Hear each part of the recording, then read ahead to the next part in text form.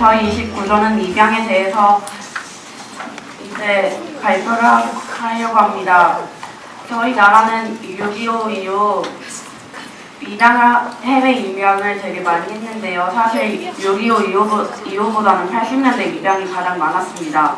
그 이후 90년대, 2000년대부터는 입양을 좀 줄이자라는 취지가 있었기 때문에 입양이 좀 줄었는데요. 6.25 입양자 중 36만 명 중에 3-4%만이 부모님을 찾은 상태입니다. 또한 고아원의 80-90%가 미혼모의 아이라고 합니다. 저희는 이제 미혼모의 아이에 대해서 더 집중적으로 들어가려고 했습니다. 미혼모의 아이가 많은 궁극적인 원인은 입양을 많이 하는 이유는 먼저 사회의 시선입니다. 사실 저희는 미혼모에 대해서 좋게 생각하는 입장보다 안 좋게 생각하는 입장이 더 많은데요. 그렇기 때문에 사실 입양을 강요하거나 낙태를 강요하는 부모님들이 많고요. 또 지원이 부족하기도 합니다. 사실 가장 많이 받는 지원이 5만 원 정도입니다. 그걸로 아이를 키울 수 있다고 생각하십니까? 그래서 저희는 제안을요. 사회적 시선에 대해서 학교에서 어렸을 때부터 미혼모에 대한 교육을 하는 걸 생각했습니다. 또 미혼모 인식을 바꾸는 캠페인도 필요할 것 같은데요.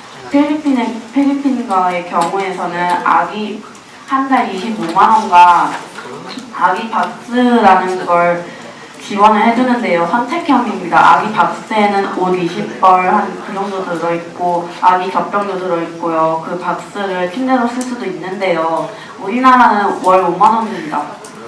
그러므로 저희도 필리핀처럼 좀 돈을 좀 많이 주거나 아기 박스 같은 걸 지원해 드려야 되지 않을까요? 또 책임감 부족에 대해서 미혼모의 자존감을 높이는 교육을 더 많이 해야 되지 않을까요? 전 이상으로 저희 29조의 발표를 마치도록 하겠습니다.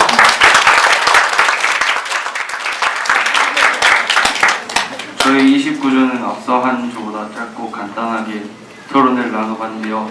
저희는 30조고요. 저희 청소년 보건 문제를 키워드로 삼고 토론 나눠봤습니다. 청소년 보건 문제 실태와 해결 방안을 중심으로 토론 나눠봤는데요. 일단 중학생, 고등학생 청소년 흡연율이 상당히 높습니다. 세계적으로 봤을 때나 특히 우리나라 청소년 흡연율이 제일 높은데요. 그것에 대한 해결 방안은 학교에서 적극적으로 학교라기보다는 국가적 차원에서 형식적 교육이 아닌 체계적, 효율적 교육이 되어서 청소년 흡연율을 그나마 조금이나마 줄일 수 있도록 했으면 좋겠습니다. 청소년들이 직접적으로 초등학생이나 조금 더 어린 연령의 교육을 참여해서 단점 부각이나 대체 활동 그런 것을 했으면 좋겠고, 그리고 요즘 대중매체에서 흡연이나 음주 장면이 과도하게 많이 나오는데요. 흡연 같은 경우에는 많이 안 나오는 걸로 알고 있는데 음주하는 장면은 아직 여전히 많은 걸로 저도 알고 있습니다. 따라서 이러한 장면들이 앞으로는 좀 나타나지 않게 조금이나마 줄였으면 합니다.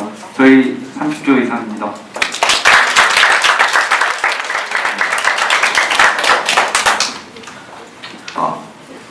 저희 32조에서 토론한 결과를 말씀드리도록 하겠습니다. 저희 32조는 주로 학생들이 받는 교육 스트레스 심화와 여가 활동 시간 부족으로 대해서 토론을 나눠봤는데요. 이거에 대해서 이유는 지금 정부에서 시행하는 주 5일제와 집중 이수제가 일단 대표적으로 생각되고 있습니다.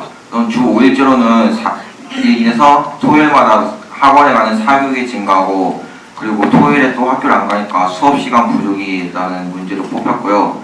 그 집중 이수제로 한 학기에만 이렇게 과목에 모여서 하니까 학생들이 배우는 이해하는 속도가 많이 느려지고 배우고 또 까먹는 현상들이 많이 발생되고 있는 것 같습니다. 저희가 이렇게 주 5일제와 집중 이수제에 대한 해결 방안은 일단 사교육, 일단 학원 같은 게 좀 축소가 되었으면 좋겠습니다. 일단 저희가 다른 지역에서 온 말 들어보니까 경기도와 서울과 이렇게 학원이 끝나는 시간이 막 통일되지가 않다고 들었습니다. 그러니까 전국 학원 끝나는 시간에는 10시로 통일이 되었으면 좋겠고요.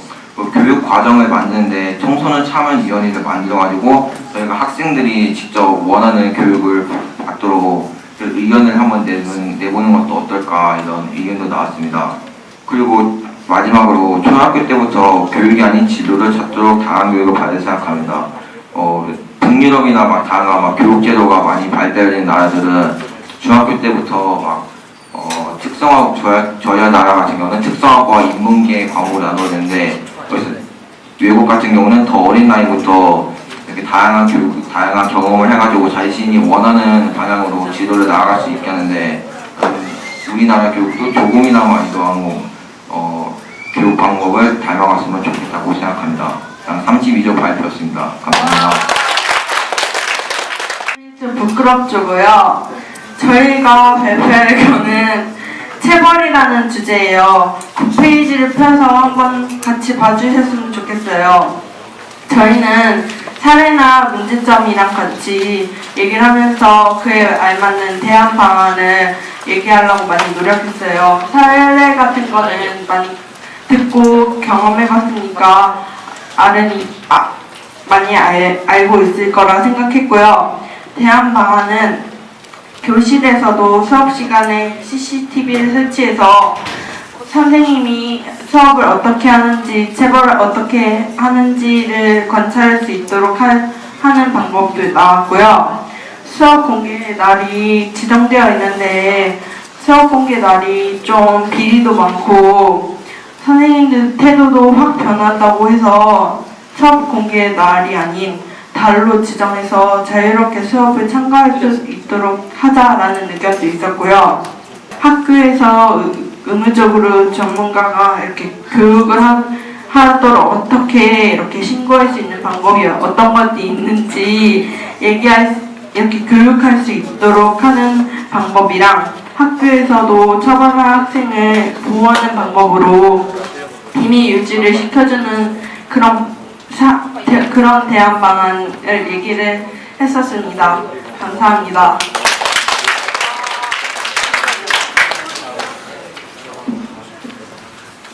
저희 27조는 미혼모에 관한 토론을 했었는데요. 그 이유는 미혼모에 대한 무책임한 태도와 경제적 어려움, 그리고 미혼모들의 강제적 입양의 본질적인 의미를 해치고 있다는 문제들이 있어서 토론을 해보았습니다. 그래서 저희는 5가지의 대안을 생각해 보았는데요. 첫 번째 대안은 미혼모에 대한 현실적 지원이 필요하다고 생각했습니다. 예를 들면 좋은 엄마가 될 수 있는 교육, 그리고 미혼모들의 직업교육, 부지시설, 아이와 엄마를 관리해주는 기관이 나라에서 지원됐으면 좋겠다고 생각을 했습니다.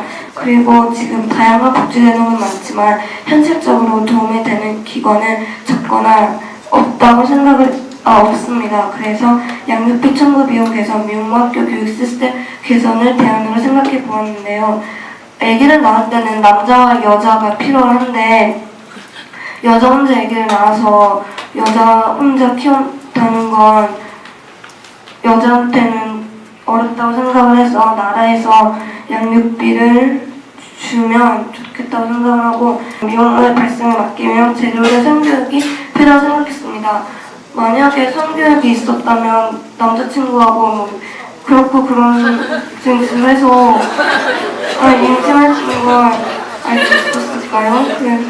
그렇게 미혼모들 지원하는 게 만약에 버겁다거나 그러면 차라리 성교육을 해서 미혼모들 수를 좀 줄이는 게 더 낫다고 생각을 해서 그래서 이 대안이 나왔습니다. 지금까지 27조였습니다.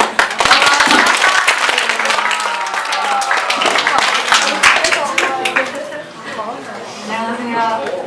저희 25조는 14조 교육 연화 및 문화활동이란 조항이 포함된 사교육 문제점에 대해 발표하려고 합니다. 현재 우리나라에서는 사교육에 대한 문제가 심각합니다. 구체적으로 예를 들자면 학교에서는 교과서 외의 문제를 제출하며 저소득층 자녀는 평등한 교육 기회를 제공받지 못하고 사교육비로 인한 가계부담 그리고 학생들의 심각하고 불균형한 스트레스에 노출시켜 그들의 신체적, 정신적 건강에 부정적인 영향을 미칩니다. 또한 학교 교육 수업 자체가 선행학습을 유발하는 수업 방식이 많기 때문에 교사들이 학생들의 눈높이에 맞춰 수업을 가르치며 중고등학생들의 교육 과정의 수준 격차를 감소시켜 단계별 학습이 가능하도록 하기 위해서 학생들이 스스로 학습 활동을 할 수 있도록 분위기를 조성해야 한다고 생각합니다. 이상 25조의 입장이었습니다. 감사합니다.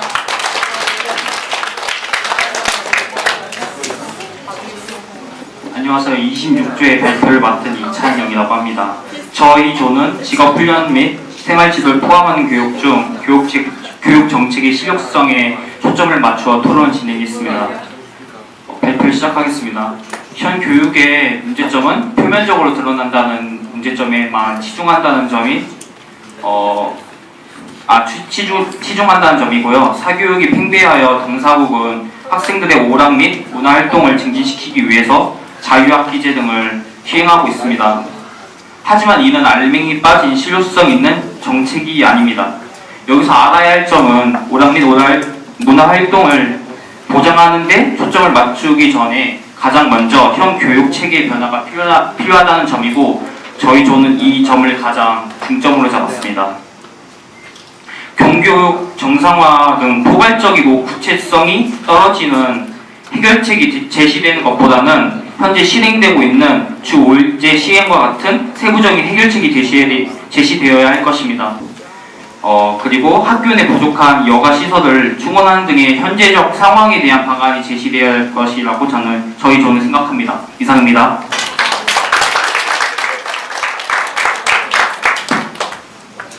저희 29조의 주제는 정신건강이었습니다. 현재 대한민국에 32개의 정신보건센터가 있다고 합니다. 하지만 저희는 그 사실조차 모르고 있었는데요. 대한민국에 설치되어 있는 다양한 정신보건센터의 적극적인 홍보와 수도권 집중 설치가 아닌 지방 분권적 설치가 필요하다고 생각합니다. 자살 위험 학생을 대상으로 진단검사를 실시합니다. 진단검사 후 효과적인 후속 조치와 비밀 보장이 필요합니다. 또 상처가 있는 아이들을 진심으로 보듬어주는 것 또한 중요하다고 생각합니다. 대한민국이 과도한 입시 경쟁과 학업 스트레스 완화를 위한 적극적인 활동이 필요하고요. 자살에 대한 근본적인 원인 분석과 공감 교육, 자신에 대해 이해할 수 있는 다양한 프로그램이 실시되었으면 좋겠습니다. 마지막으로 저희가 가장 중요하게 생각한 것은 아무리 좋은 프로그램이 있다고 하더라도 관심과 참여가 없으면 무용지물이 되기 때문에 사람들의 관심과 적극적인 참여가 가장 중요한 것이 아닌가 생각합니다.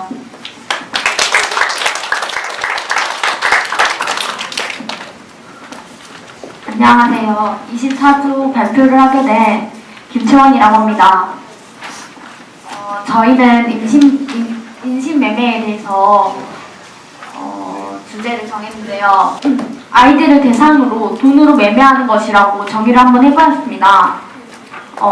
그리고 이것의 문제점이라고 생각한 것은 사람을 돈으로 가치를 매길 수 없다고 생각하였고 아동의 보호권을 침해하고 부정적이고 나쁘다는 생각을 갖고 있습니다. 또한 유죄율이 낮고 기소율이 낮아 문제점이 있다고 생각합니다. 이것의 해결 방안은 치안에 대해서 이렇게 조금 더 보호를 해주는 그런 면을 생각하였고 가로등 설치를 생각해봤습니다. 그리고 국가에서는 처벌 강화를 하고 인신 매매와 관련된 특별법을 이렇게 지정하였으면 좋겠다고 생각하였습니다. 그리고 여기서 저희가 이야기를 들었는데 이방도 인신 매매가 될 수 있다고 하였습니다. 아무리 선한 의도를 갖고 있어도 어른들이 아이들의 의견을 듣지 않는 입양은 아동 등의 권리를 충분히 존중하지 않는 것이기 때문에 그렇게 될 수 있다고 하였습니다. 이것에 대해서 저희가 생각해본 해결책은 입양을 도와주는 기관에서 양부모에게 자신이 꼭 알아야 하는 아동의 정체성을 알 수 있게 신부모에 대해 정보를 주는 등 가이드라인 혹은 교육을 시켜준다고 해결 방안을 생각해 보았습니다. 이상입니다.